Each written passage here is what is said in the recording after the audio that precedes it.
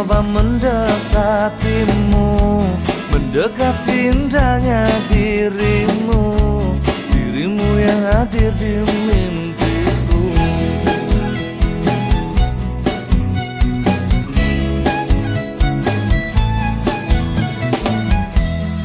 Berikanlah aku waktu dan keadaan yang engkau mampu, empat mata yang ku mau untuk katakan cinta.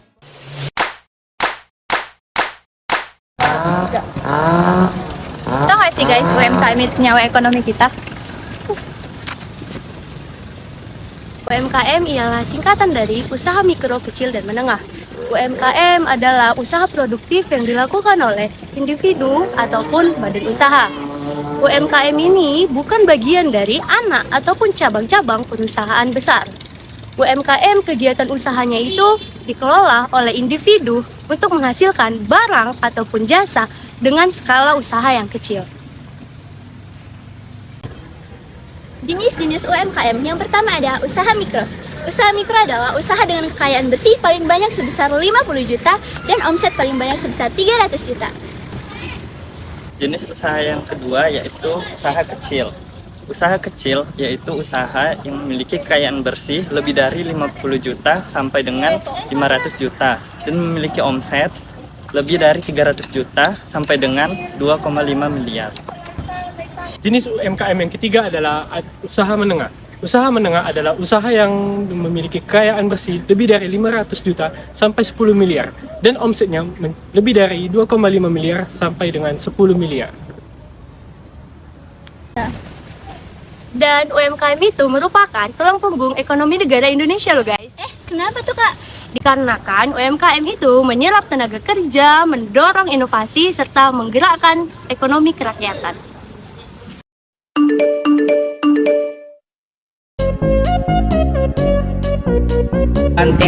Ting anak kati hari kemari sini tertemu tangga di leher kumbanting-banting ting anak lantai banting kakak. Baik, selamat siang Pak. Selamat siang. Maaf ya Pak, sebelumnya kami mengganggu waktu Bapak. Iya, nggak apa-apa. Jadi kami ini dari mahasiswa dari Universitas Negeri Medan nih Pak. Jadi Iya.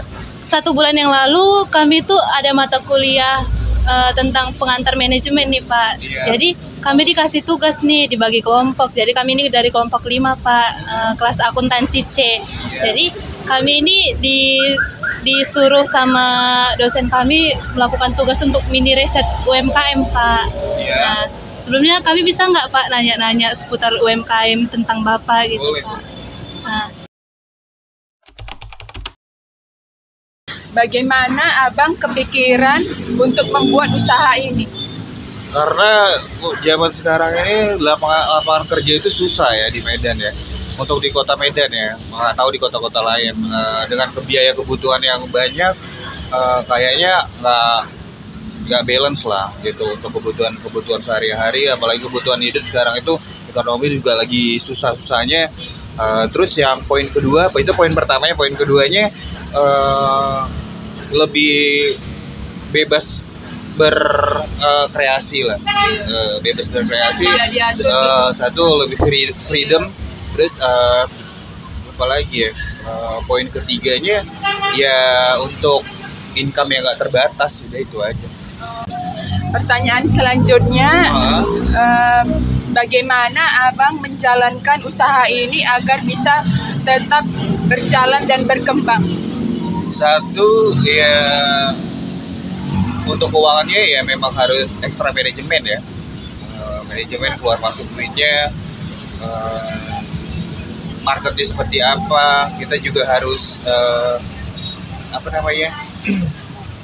evaluasi juga kan, marketnya seperti apa, pemasukan pengeluarannya seperti apa, harus konsekuensinya juga harus konsekuensi, fokus, udah itu aja sih.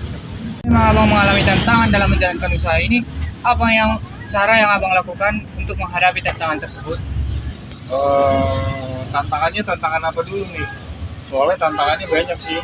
Ada masalah keuangan, masalah marketnya juga, terus masalah tempat, lo? Tantangan dalam masalah keuangan mungkin. Biasanya kalau tantangan masalah keuangan ya pasti kita ya pinjem duit lah.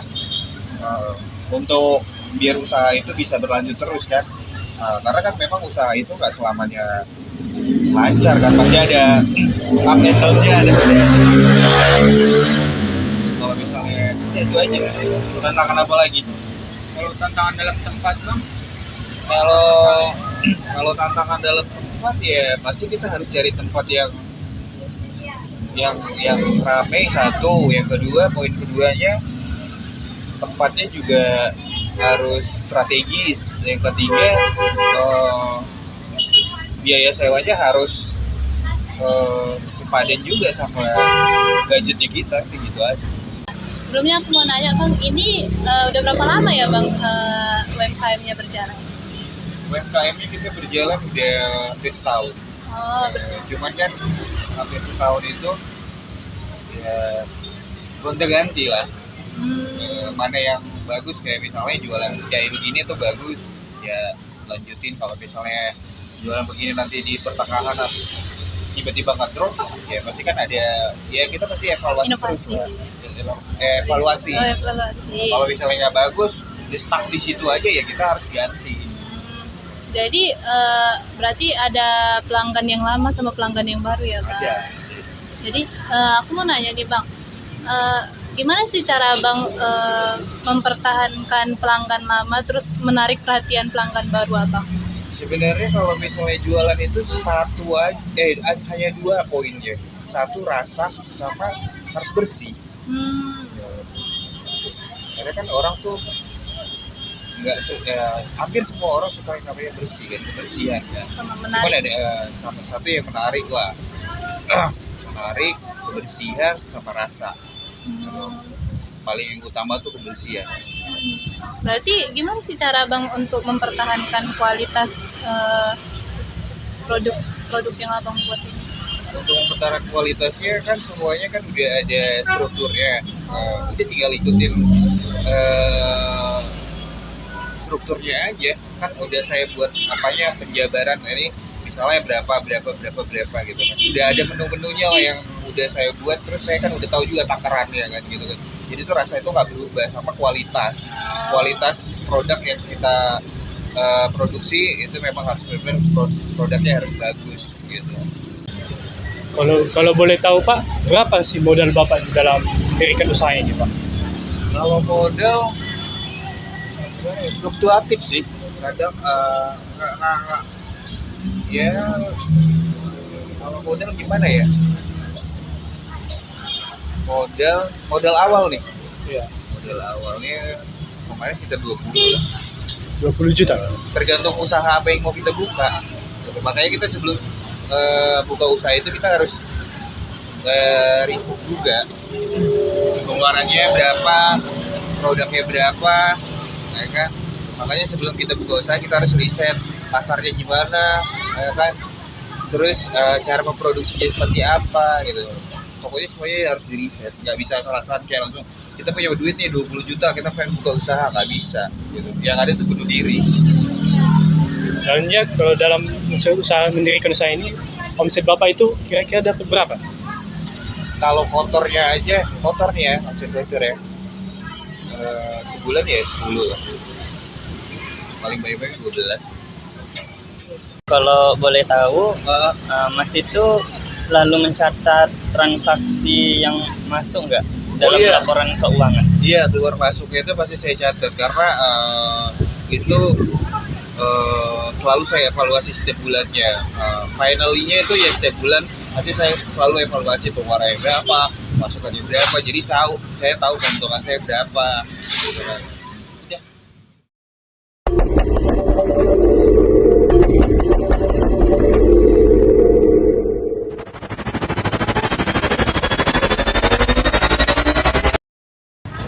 Halo guys, jadi berdasarkan hasil wawancara yang telah kami lakukan berdasarkan SWOT dan POAK, kami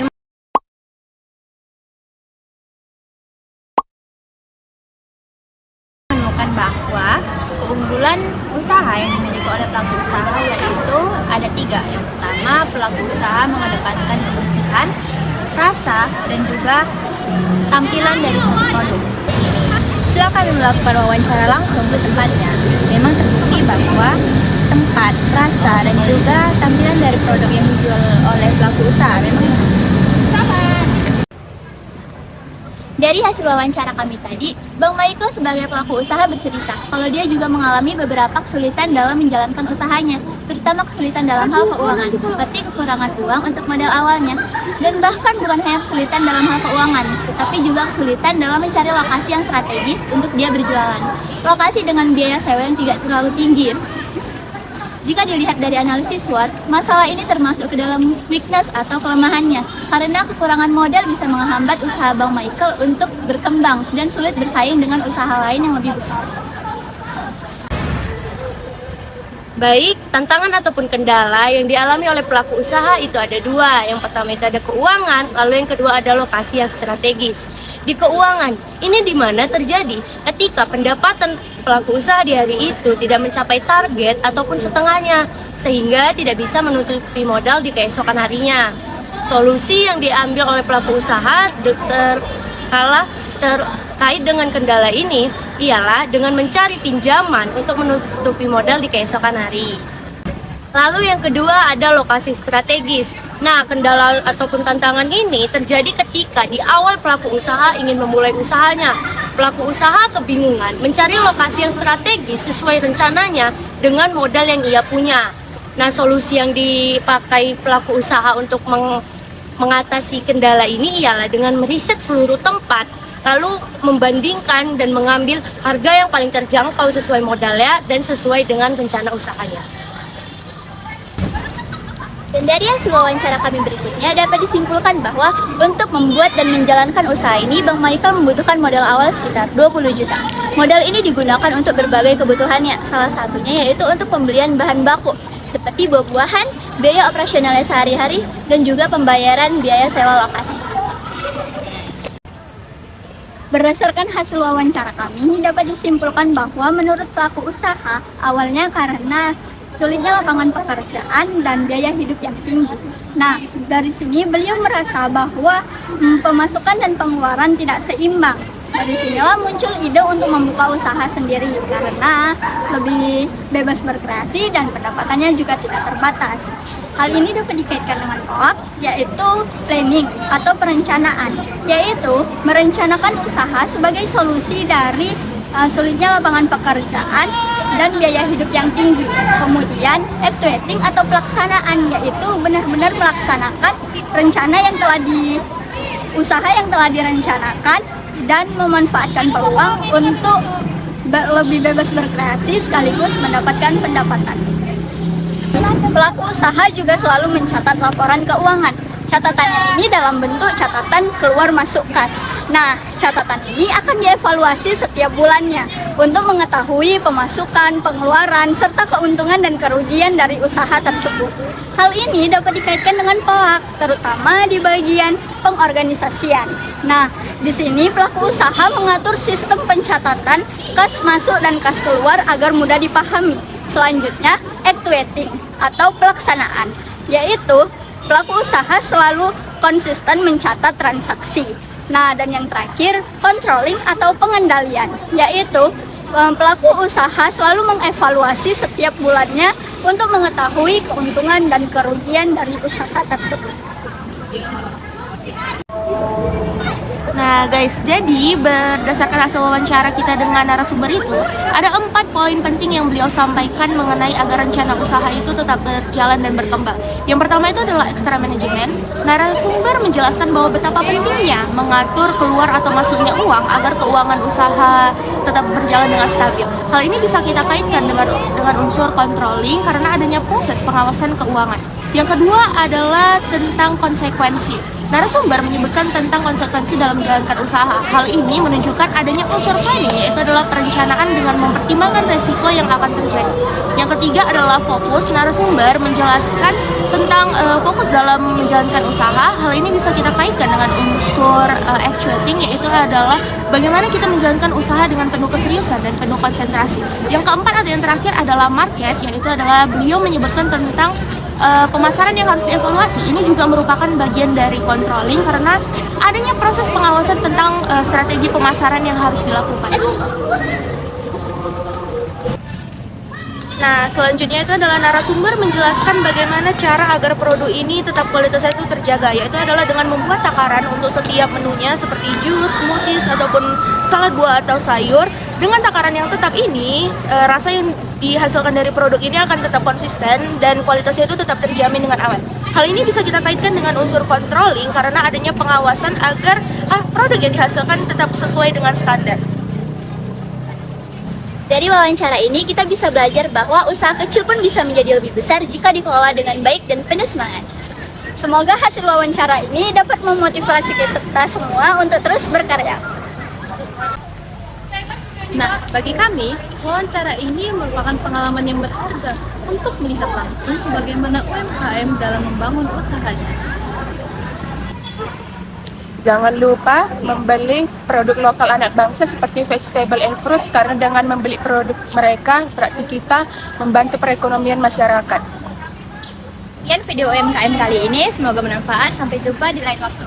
Sekian dari kami pamit undur diri.